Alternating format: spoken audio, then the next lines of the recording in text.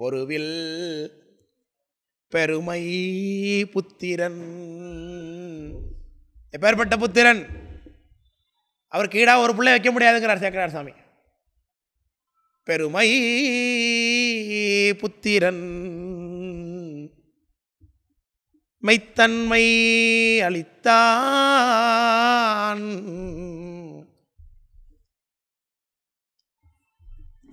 என பொழிந்து மறுவு மகிழ்ச்சி எய்த அவர் மனைவியாரோ. சார், பிள்ளை செத்து போயிருக்கான், யாராவது மகிழ்ச்சி அடைவாங்களா? இவங்க அடையிறாங்க. யார் அடைகிறா? தாயை, தந்தையோட சேர்த்தலாம், தாயை தான் இனிதாக சேர்த்த முடியாது. தாய் தான் முதல்ல மகிழ்ச்சி அடைகிறா. ஏன் அடைகிறா? என் பிள்ளை அவன் உயிரை விட்டு என்னுடைய மாங்கல்யத்தை காப்பாற்றி கொடுத்துருக்காங்கிறாங்க. ஏன்? சிறுத்தொண்ட நாயனார் மாகேஸ்வர பூஜை பண்ண இடத்துல அந்த அடியார் சாப்பிடலை, அது தவறி போச்சு, விரதனை என் கெட்டு போச்சுன்னா தவிர விட்டுருவார். அப்போது அந்த அடியவர் கேட்ட மாதிரி உணவு சமைத்து கொடுக்கலன்னா இவர் உயிர் போயிடும். அப்போது அடியவர் கேட்டது மாதிரி உணவு சமைப்பதற்கு தன்னுடைய பிள்ளை உதவினதுனால என்ன உயிரை, அவருடைய உயிரை அவருக்கு அளித்தார் அப்படின்னு அந்த அம்மா சொல்கிறாங்க. அருமை உயிரை எனக்கு அளித்தான் கணவனார், அருமை உயிரை எனக்கு அளித்தான் என்று மிகவும் அகம் மலர. முகம் மலரணும்னா என்ன மலர்ந்துருக்கணும்? அகம் மலரணும் இல்லையா? அகம் வளர்ந்துருக்கு, உள்ளுக்குள்ள மகிழ்ச்சி அடைகிறாங்க அந்த அம்மா. இருவர் மனமோ பேருவகை எய்தி, ரெண்டு பேரும் சேர்ந்து ரொம்ப மகிழ்ச்சி கொள்கிறார்கள். அரிய வினை செய்தார். யாராலும் செய்ய முடியாத, செய்ய இயலாத ஒரு காரியத்தை அடுத்தது செய்வதற்கு முடியாது. கொள்வது கூட பரவாயில்ல, முடிஞ்சிருச்சு. சார், என்ன மனநிலை இதெல்லாம்? யாரால் முடியும்? சிகேஎஸ் சொல்கிறாங்க. சில பேர் உரை எழுதும்போது என்ன பண்ணுறாங்க, முன்னுரைக்காரர்கள்லாம் அது ஏதோ களிமகன் செய்தது போல் இருக்குது, ஒரு போதை, ஒரு வெறி, இப்படி பண்ணுறாங்க அவங்க அப்படின்லாம் பல பேர் உரை எழுதியிருக்காங்க. அதெல்லாம் பொருந்தா உரை. இவர்கள் நிறைந்த மனத்தோடு தெளிந்த சிந்தையோடு தான் இதெல்லாம் செய்கின்றார்கள். ஒரு கல்லுண்டவன் செஞ்ச மயக்கத்தில் செய்யக்கூடிய காரியமாக இது. கல்லுண்டவனாக இருந்தால் கூட இதெல்லாம் செய்வானா? என்ன செய்ய மாட்டேன். அப்படிலாம் உரை எழுதி வச்சுருக்கிறாங்க. அதெல்லாம் நிந்திக்கத்தக்க உரைகள், அதெல்லாம் முன்னோக்கு, அதெல்லாம் பழிக்கக்கூடிய உரைகள்ங்கிறார் நம்முடைய சிகேஎஸ் ஐயா. தெளிந்த சிந்தனையில் அகம் மகிழ்கிறார்கள்னா அவங்களுடைய மனநிலை என்னவாக இருக்கும்? அரியவினை செய்தார்னு தொடங்குகிறார் சேக்கரார் சாமி. என்ன பண்ணுறாங்க? அறுத்த தலையின் இறைச்சி திரு அமுதுக்கு ஆகாது. இராணுவ வீரர் எங்கே போயிட்டார், காட்டிலேயே மலையிலே எங்கே அடிபட்டு செத்து போயிட்டார்னா கூட எதை வைத்து தான் சார் இருக்கு, இன்னாரும் வந்திருக்காருன்னு குழி பண்ணுவாங்க. பாடி வந்துச்சுன்னா அந்த முகத்தையாவது பார்க்குறது, முகத்தை மட்டும்தான் வச்சு தயார் பண்ணி அனுப்புவாங்க. பாடி செஞ்சு போயினா கூட ஒரு முகத்தை தூக்கி கிடச்சிதான் தூக்கி வச்சு ஒரு மேக்கப் பண்ணி அனுப்பிச்சிடுவான். ஏன்? அந்த முகம்தான் மிகவுமான ஒரு அந்த உரிமை பொருளாகவும் நமக்கு உரிய ஒரு மகனாகவும் நம்முடைய உறவு என்ற ஒரு எண்ணி மகிழ்ந்து இழப்பதற்கு அது பார்த்தாது கடைசியில் பார்த்துக்கலாம் அப்படிங்கிற ஒரு நினப்பு. சுடுகாட்டுக்கு போனீங்கன்னா அடக்கம் பண்ணும்போது கடைசியில் என்ன பண்ணுவாங்க, யாராவது முகத்தை பார்க்குறவங்களாம் பார்த்துங்க, கடைசியாக முகத்தை பார்க்குறவங்களாம் பார்த்துக்கம்பாங்க. இப்போ அந்த முகம் எங்கே இருக்குது? எத்தனை நாள் அந்த கண்ணில் முத்தம் கொடுத்துருப்பாங்க, எத்தனை நாள் அந்த மூக்கில் முத்தம் கொடுத்துருப்பாங்க, எத்தனை நாள் அந்த கண்ணத்தை கொஞ்சிருப்பாங்க, எத்தனை நாளாக வாயோட வாய் வைத்து வாய் முத்தம் பருகியிருப்பாங்க. அந்த தலை இனி உதவாது. அறுத்த தலையின் இறைச்சி திரு அமுதுக்கு ஆகாது எனக்கழித்து அப்படின்னார். இது என்ன சம்பிரதாயம், என்ன என்னால் கண்டுபிடிக்க முடியல. இந்த சிக்கே செய்யாமல் இது என்னன்னு தெரியலங்கிறார். இது என்ன, இது சம்பிரதாயம் போல இருக்குங்கிறார். இறைச்சி சாப்பிட்றவங்களுக்கு தலையை சாப்பிட்றது இல்லைன்னு ஒரு சம்பிரதாயம் போல இருக்குது அப்படிங்கிறாங்க. ஆனால் அடியன் பார்த்த வரைக்கும் வேறு எங்கேயும் தலையை தூக்கி போடுறது மாதிரி வேறு எங்கேயும் பார்க்கல. எங்கே பார்த்தாலும் ஆடு சமைக்கிறாங்க இருந்தாலும் கோழி சமைக்கிறாங்க இருந்தாலும் அதை வாங்கி தான் சாப்பிட்றாங்க. இது என்ன பழங்காலத்தில் எந்த ஒரு சம்பிரதாயம் போல இருக்குது. ஆனால் இன்னொரு ஐடியா கொடுக்குறார், ஒரு சிந்தனையை கொடுக்குறார் சிகேஎஸ். என்ன சொல்கிறாங்கன்னா, தலையை சமைக்கும் பொழுது மற்ற இறைச்சியோடு சேர்த்து சமைப்பது வழக்கம் இல்லை போல் இருக்கிறது. ஒருவேளை தலையை சமைச்சோம்னா அது மற்ற இறைச்சியை கெடுத்துருமா என்னன்னு தெரியல. அதனால் தலையை சேர்த்து சமைக்கக்கூடாதுங்கிற வழக்கம் இருக்கிறதுனால தான் தலையை தனியாக சமைக்கிறாங்க. ஆட்டு இறைச்சி சமைக்கிறவங்க தலையை தனியாக சமைப்பதை நாம் பார்க்குறோம்னு எழுதுகிறார் அவர். ஆமாம், தலையை தனியாக தான் ஆக்குவாங்க, அப்படி நம்ம பார்க்குறோம். மற்ற இறைச்சியெல்லாம் சேர்த்து சமைச்சா கூட தலையை தனியாக தான் ஆக்குறாங்க. தலைக்கறி இது தலைக்கறின்னு கொண்டு வந்து தனியாக வைக்கிறாங்க. ஸோ அது என்னென்னா அந்த தலையோடு சேர்த்து சமைச்சா அது மற்ற இறைச்சியை கெடுக்குமோ இல்லை சுவை குன்றுமோ என்னன்னு தெரியலை. அதை தான் சொல்கிறார் சிகேசி. அது என்னென்னு தெரியலை, இது சம்பிரதாயம் போல இருக்குது அப்படிங்கிறார். ஏன்னா இது இவங்களாக தான் முடிவு பண்ணுறாங்க. அப்போ இறைச்சி சமைக்கும்பொழுது என்னென்ன சம்பிரதாயங்கள் இருக்குங்கிறது கூட இவருக்கு தெரிந்திருக்கிறது. அதனால் தலையை சமைப்பது வழக்கம் இல்லைங்கிறதுனால இதை கொண்டு போய் புதைச்சிருமா, எல்லாம் தூக்கி போட்டுறீங்க, அது தண்ணியில் எல்லாம் இருந்தாலும் தூக்கி போட்டுரு, தண்ணி எங்கேயாவது உரமாக தூக்கி போட்டுரு அப்படின்னு கொண்டு போய் கொடுக்குறாங்க தலையை. அறுத்த தலையின் இறைச்சி திரு அமுதுக்கு ஆகாது என கழித்து மறைத்து நீக்க சந்தனத்தார் கையில் கொடுத்து. அந்த அம்மா பக்கத்தில் நிற்கிதுங்க விளக்காரம்மா. இப்படி ஒரு விளக்காரம்மா கிடைப்பாங்களா? இப்படி ஒரு விளக்காரம் இருந்தால் எல்லாத்தையும் ஒப்படைச்சு பேசாமல் உட்காந்துக்கலாமே. இந்த ஐயாவுக்கு இப்படி சாமிக்கு இப்படி விளக்காரம்மா கிடச்சிடலாம். பக்கத்தில் தான் பிள்ளைய கொள்றதை பார்த்து நம்ம வீட்டு விளக்காரம் தான் போயிடுவான். இந்த வீட்டில் நடக்கிற அடையத்தை வந்து பாருங்க மொதல் கட்டமானு ஊரை கூட்டிகிட்டு வந்துடுறோம் முதல்ல இல்லையா?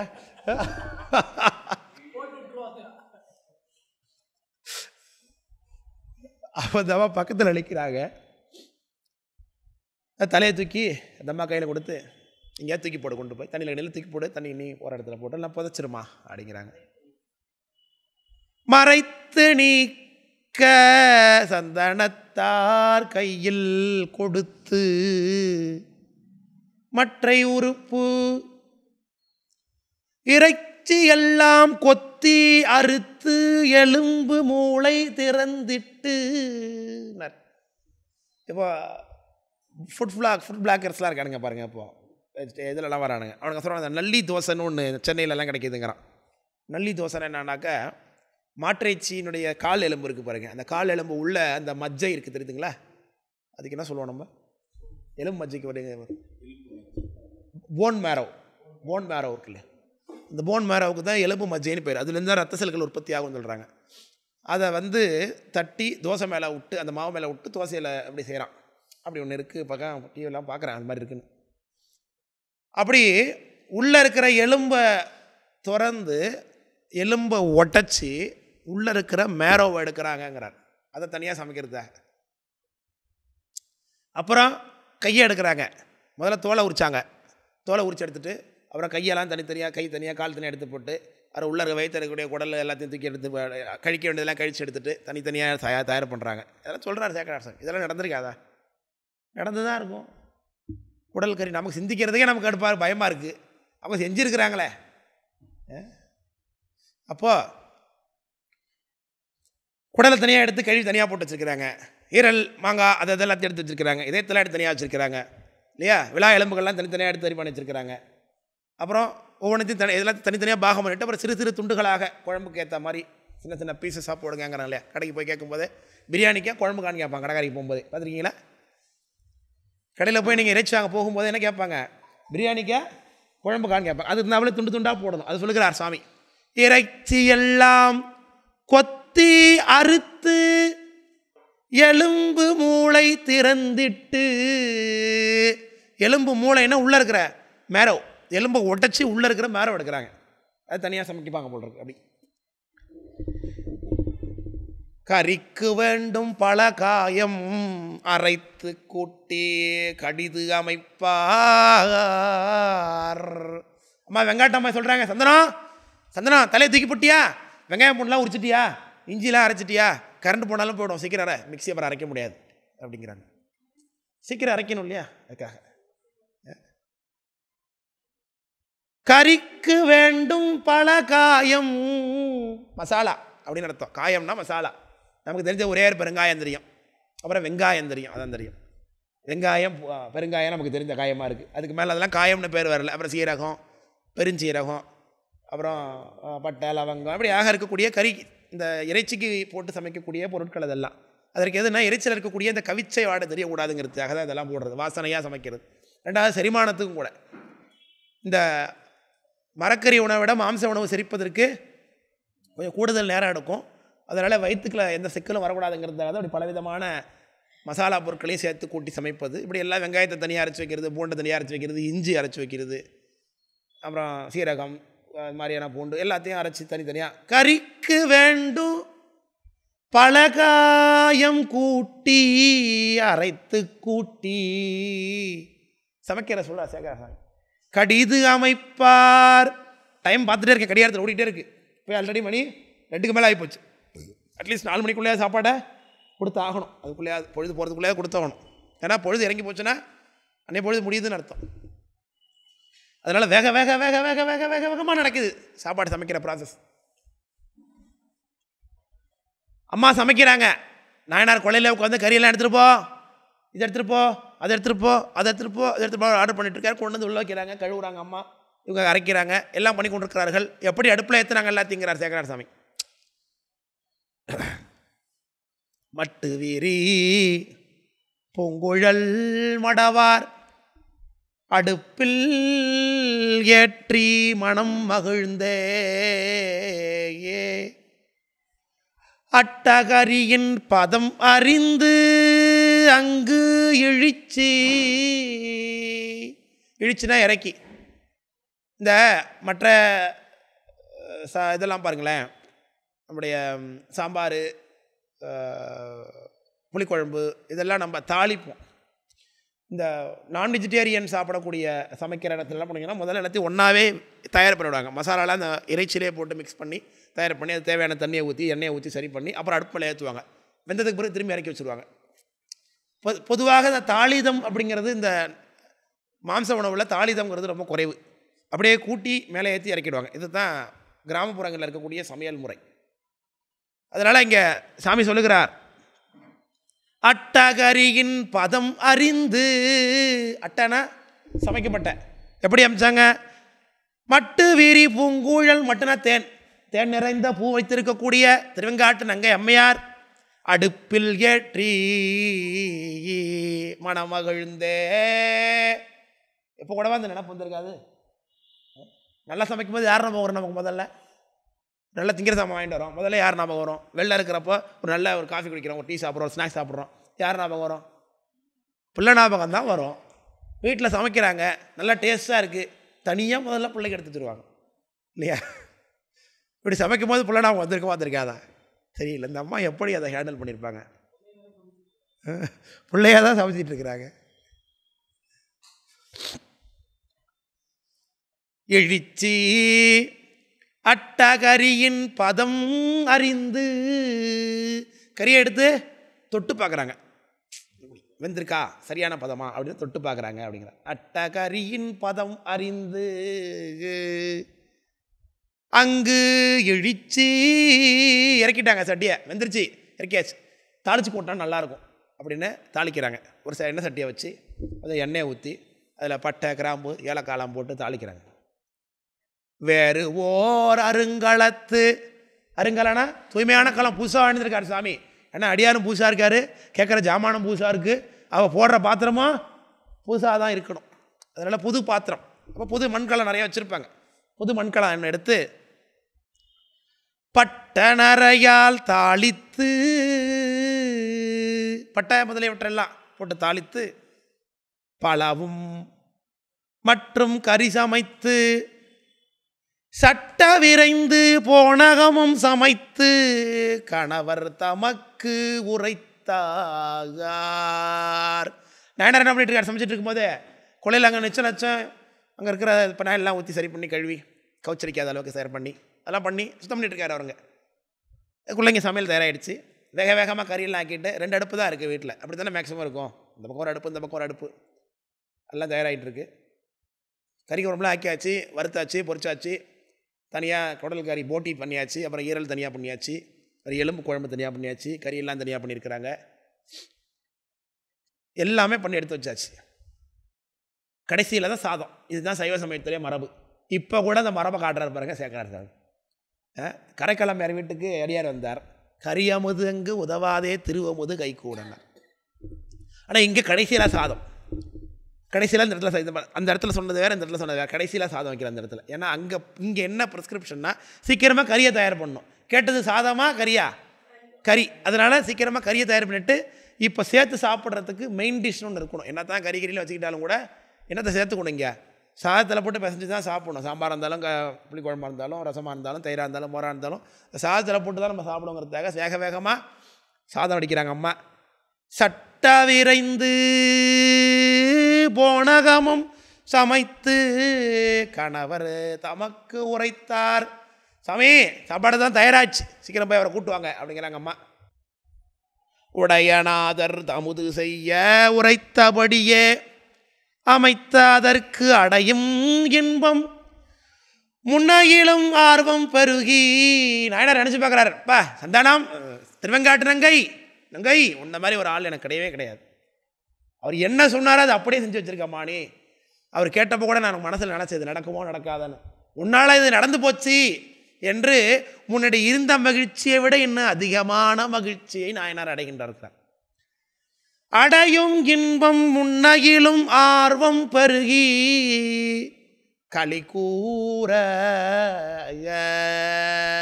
ஆக்சுவலாக நாம தான் நம்மக்கிட்ட கூட பிள்ளை பாசத்தினால அவங்க மேலே இதெல்லாம் இப்படி பண்ணியிருப்பாங்களா அப்படிலாம் பண்ணியிருப்பாங்களா அப்படிலாம் நினச்சி பார்க்குறமே தவிர்த்து அவங்களுக்கு அது ஒரு பொருட்டே இல்லை, அதை பற்றியும் கவலையே இல்லை. சில தேவர் இல்லைங்கிறதோ அந்த பிள்ளைய தானே பண்ணியிருக்கோம், அப்படி கொடுமையான காரியத்தை பண்ணியிருக்கோம், எந்த சிந்தனையுமே அவங்களுக்கு கிடையாது. அவங்களுக்கு ஒன்றே ஒன்று என்னது தான், அடியார் வந்து சாப்பிட்ணும், அடியார் வந்து சாப்பிட்ணும், சாமி வந்து சாப்பிடணும் இல்லை, அடியார் வந்து சாப்பிட்ணுன்னு தான்.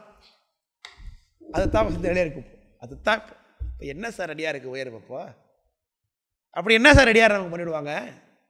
அவங்க தான் சாமியோட திருவடியே வாங்கி தருவாங்க. அங்கே புராணம் சாமியோட நேராக போக முடியாது, அவருடைய அடியார்கள் தான் அவருடைய திருவடியை நமக்கு எளிதாகப்பட்டு தருவார்கள்னு தான் புராணம் சொல்லுகிறது.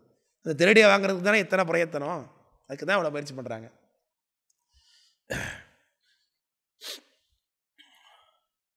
பிடையில் வருவார் தொண்டர்தாம் விரைந்து சென்று மென்மலரின் புடைவண்டு அறையும் அத்தியின் கீழிருந்த புனிதரு முன் சென்றார். மென்மலரின் வண்டு புடை வண்டு அப்படின்னு அர்த்தம். பக்கமெல்லாம் வண்டு மொய்க்கக்கூடிய ஆத்தி மரம்னு அர்த்தம். ஏன் ஆத்தியில் பூ பூத்து குலுங்குது, பண்ணமலர அத்திங்குது. அதை பெரிய புராணம். அத்தியின் கீழ் இருந்த புனிதரு அப்படிங்கிறார். என்னங்க அவர் என்ன புனிதரா? கேட்குறாரு, கேள்வி கேட்குறாரு. ஏங்க உலகத்தில் சாப்பிட்றவன் ஏதோ போடுறத சாப்பிட்டு போகிறது வழக்கம் உலகத்தில். சரி அட்லீஸ்ட் எனக்கு சாம்பார் வேணும், கறி வேணும், மோர் வேணும், தயிர் வேணும், அது கேட்கலாம். அது இல்லை எனக்கு கறி தான் வேணும், நான்வெஜிடேரியன் தான் நாங்கள் அப்போ சாப்பிட்னா கூட கடையில் போய் 2 கிலோ 3 கிலோ வாங்கினது சமைச்சு போட்டால் ஓகேன்னு போகலாம். இவர் என்ன அப்படியே கேட்டார்? காட்டுவாசிக்கு கூட இப்படிப்பட்ட சிந்தனை இருக்குமான்னு தெரியாது. காட்டுவாசி கூட என்ன பண்ணுவான், வெட்டுவான், கொண்டு போய் அதை போடுவான், கொளுத்து சாப்பிடுவான், அவ்வளோதான் முடிஞ்சு போச்சு. இப்படியா தாய் பிடிக்கணும், தந்தை அறியணும், மனமும் வந்து சமைக்கணும், இப்படியெல்லாம் சொல்கிறவருக்கு என்ன சார் புனிதருங்கிற பட்டம் வேண்டி கிடக்குங்கிறார். இந்த கேள்வியெல்லாம் நமக்கு தானே தவிர்த்து சிறுத்தொண்ட நாயனார் கிடையாது. அவருக்கு 90 யாராவது பூசியிருந்தாலே அவங்க புனிதர் தாங்கிறார் சிகேசையா.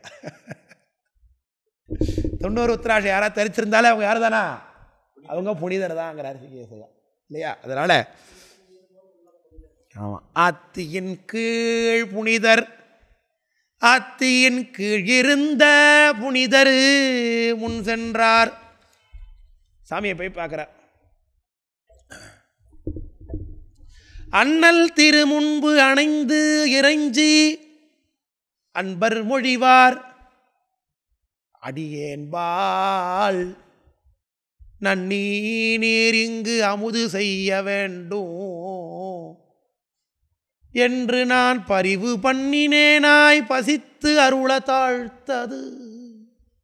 சாமி திருவடியில் விழுந்து வணங்கிக் கொள்கிற பெருமானே, 1 மணி நேரம் நீங்கள் பசியாட உட்காந்துருக்க முடியும், நான் தப்பு பண்ணிட்டேனே, மன்னிச்சிருங்க, லேட் பண்ணிட்டேங்கிறார். போய்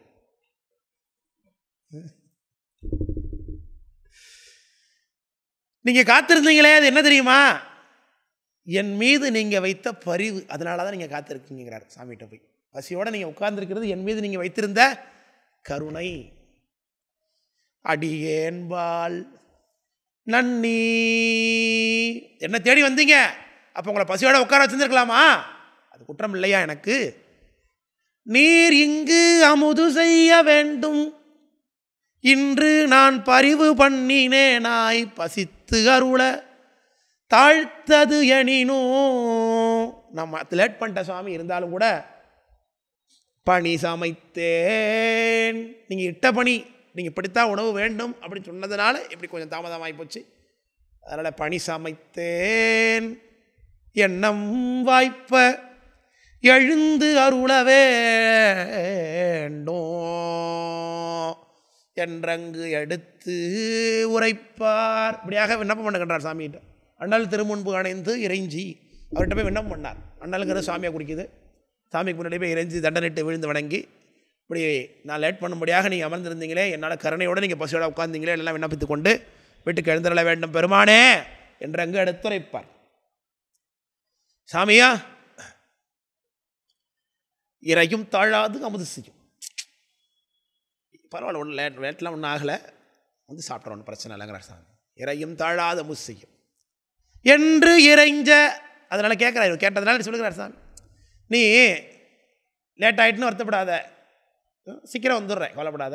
சாமி என்ன பண்ணுறார், இறையும் தாழாது அமுது செய்யும். இன்னும் நீங்கள் லேட் பண்ணிடாதீங்க, இன்னும் லேட் பண்ணிடாதீங்க, சீக்கிரம் சீக்கிரம் கூப்பிட்றார் என்று இறைஞ்ச. கரையும் கண்டத்தினில் மறைத்து கண்ணும் நுதலில் காட்டாதார். குருவடிவம்னு அர்த்தம். நேற்று ஒரு குருவடிவம் பார்த்தோம் இல்லையா, நேற்று திருவிளையாடல் புராணம் பார்த்தோமா. திருவிளையாடல் புராணம் நிறைவில் அந்த மீனவனுக்காக சாமி மீனவனாகவே குருவடிவமாக வந்தார்னு பார்த்தோம். அங்கேயும் என்போல் வந்தான்னா, அதே போல இங்கே கண்ணுதலில் காட்டாதார்ன்னு அந்த இடத்துல கண்ணுதலும் கண்ட கரையும் கரந்தருளி மண்ணிடை மாக்கல் உய்ந்தருள அப்படின்னு 20 வருகிறது. அதுபோல் இங்கேயும் ஒரு கண்ணுதலும் கண்டக்கரையும் காமிக்காத குருமேனியாக வருகிறார். இதனால் கரையும் கண்டத்தினில் அதெல்லாம் குருலிங்க சங்கமமாகவே இருக்கிறார் திராவதி. அந்த வடிவமே பாருங்கள். அதனால் குருலிங்க சங்கமமாக சீர்காழியில் சாமி 3 அடுக்கில் இருப்பார். கீழே லிங்கம் இருக்கும், மேலே குரு வடிவமாக திருத்தோணியப்பர் இருப்பார், அதுக்கு மேலே சங்கம் அடியார் குளத்தில் சட்நாதர் இருப்பார். இங்கே பாருங்கள், வழிபாட்டுக்குரிய மூர்த்தியாக லிங்க மூர்த்தியாகவும் இருக்கிறார், வழிபாட்டுக்குரிய கடவுள் மூர்த்தியாகவும் இருக்கிறார். அதே சமயத்தில் சிறுத்தொண்டாயனரை குருவாக வழிபட்டிருக்கிறார். அதே சமயத்தில் அடியார் குலத்தையும் வந்திருக்கிறார். குருலிங்க சங்கமம் 3மே இன்பில்ட்டாக கலந்த வடிவமாகவே இருக்கிறார் சித்ராவதியருடைய வடிவம். அதனால் நிறையும் பெருமை சிறு தொண்டீர் போதும் வாங்க வாங்கங்கிறார் சாமி. ரெண்டாவது அர்த்தம், போதும் ஐயா, என்னையா நீ இப்படி இருக்க, அப்படி அர்த்தம் பண்ணிக்கலாம். இப்படி யாராவது இருப்பாங்களான்னு உலகத்தில் உன்ன மாதிரி யாருமே பார்த்ததில்லை.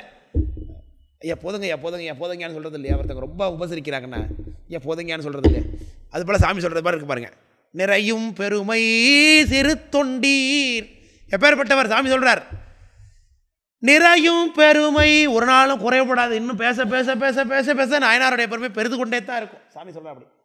நிறையும் பெருமை சிறு தொண்டீர் போதும், என்ன அர்த்தம், வாங்க போகணும்னு அர்த்தம். இன்னொரு அர்த்தம் என்ன ஆகுது, அங்கே போதுயா இல்லை, எந்த பேர் யாரையா பண்ணுவாங்க, யாருமே உள்ள பேர் கிடையாது உலகத்தில். நான் எத்தனை உலகத்தில் பார்த்துருக்கேன், 224 மூலத்துலேயும் பார்க்குறேன் உயிர்களை. உன்ன மாதிரி ஒரு உயிரை நான் பார்த்ததே இல்லை, உன்ன மாதிரி ஒரு அடியை நான் பார்த்ததே இல்லைன்னு அர்த்தம் வச்சுக்கொண்டது அது இல்லையா. கரையும் கண்டத்தினில் மறைத்து கண்ணும் நுதலில் காட்டாதார். சாமி கண்டத்தில் கரையை மறைச்சிட்டு நெத்தியில் கண்ணை மறைச்சிட்டு வந்திருக்கிறவர் என்ன சொன்னார், நிறையும் பெருமை சிறு தொண்டீர் போதும், வாங்க போவோம், வீட்டுக்கு போவாங்கன்னு முன்னாடி நான் பெரியவர்னு சூளத்தை எடுத்துக்கிட்டு கிளம்பிட்டார். டம்ம டம்ம டம்ம டம்ம டம்ம டம்ம டம்மன்னு நடக்கும்போது உடுக்க அடிச்சுட்டு தான் போவார். இவர் கையில் தான் உடுக்க அதுக்குன்னா வச்சுருக்கார். அதனால் நான் தான் தோற்ற கருத்தா, உலகத்தில் நான் தான் தோற்ற கருத்தான்னு அர்த்தம் அதானே. கையில் உடுக்க எதுக்கு இருக்குது, நான் தான் தோற்ற கருத்தாங்கிறத காமிக்கதான் இல்லையா. தோற்றம் துடியாதலில் விளக்கம். அதனால்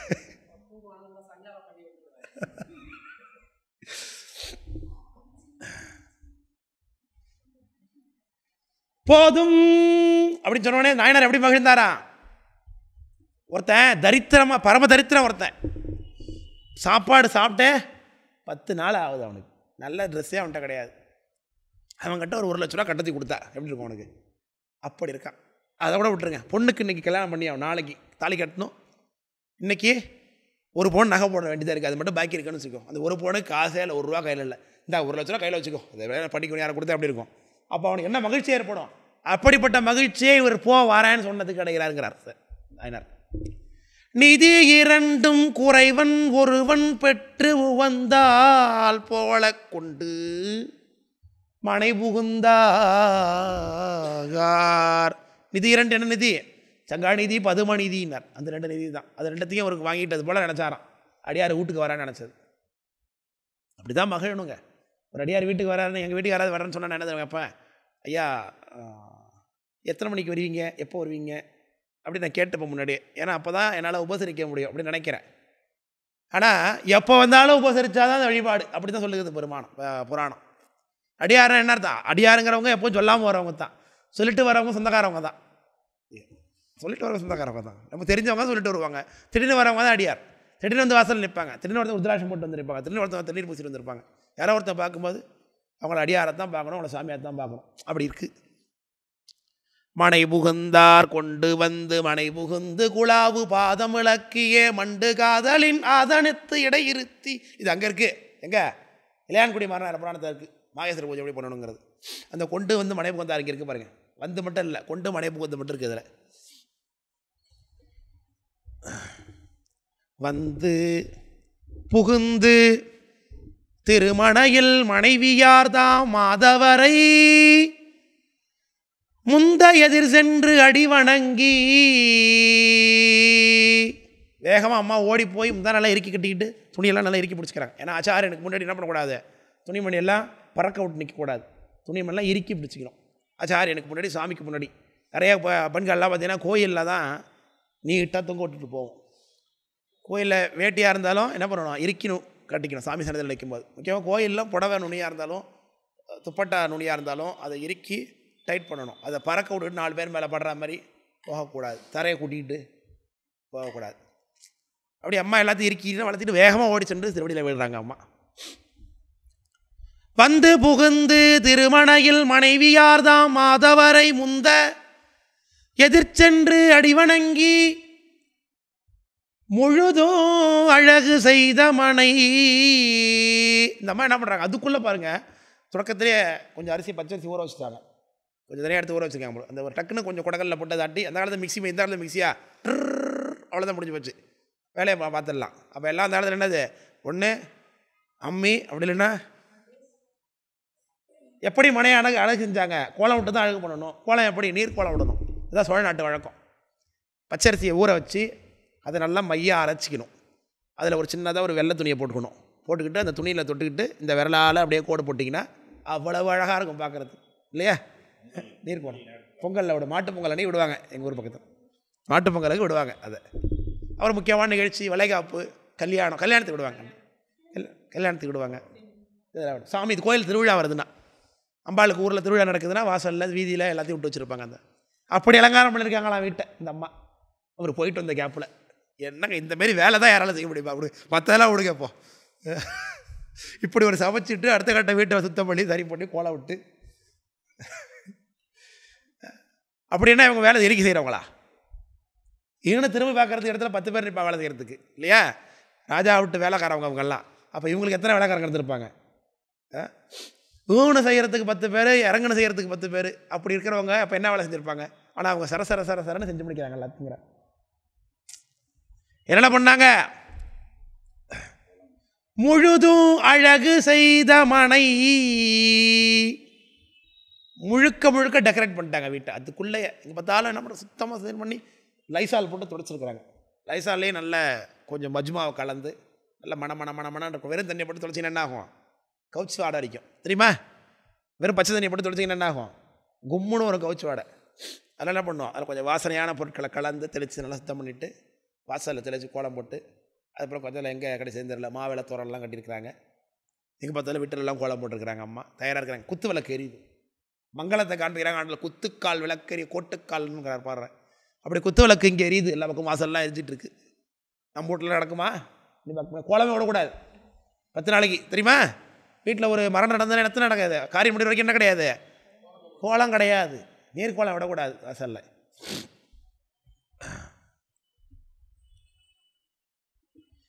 முழுதும் அழகு செய்த மனை சந்தமலர் மாலைகள் முத்தின் தாமம் நாற்றி.